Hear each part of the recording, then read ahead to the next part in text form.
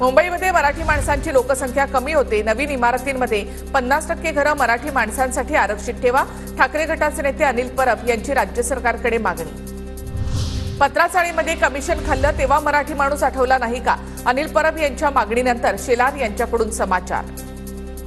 निवडणुका जवळ आल्यावर ठाकरे गटाला मराठी माणूस आठवतो। अनिल परब यांच्या मागणीवर संजय शिरसाट यांची टीका।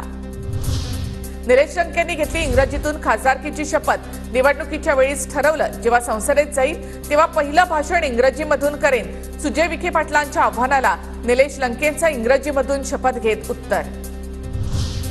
राज्यसभेवर बिनविरोध निवड झाल्यानंतर सुनेत्रा पवार यांनी सुद्धा घेतली खासदारकीची शपथ। राज्यसभा सभापती जगदीप धनखड यांनी दिली पद आणि गोपनीयतेची शपथ। पार्थ पवार, जय पवार यांच्यासह अजित पवार गटाच्या नेत्यांची उपस्थिती। हिंगोलीचे ठाकरे गटाचे खासदार नागेश पाटील आष्टीकर यांना 2 वेळा शपथ घ्यावी लागली। पहिल्या शपथेवेळी बाळासाहेब ठाकरे यांचं स्मरण केल्यानंतर लोकसभा अध्यक्षांनी त्यांना थांबवलं आणि पुन्हा दिलेल्या स्वरूपातच शपथ घ्यायला लावली। राहुल गांधींनी घेतली खासदारकीची शपथ। 18व्या लोकसभेचे सदस्य म्हणून शपथ घेताना राहुल गांधींनी संविधानाची प्रत दाखवली। काँग्रेस विधान परिषदेच्या 11 जागांपैकी 3 जागा लढवणार असल्याची सूत्रांची माहिती।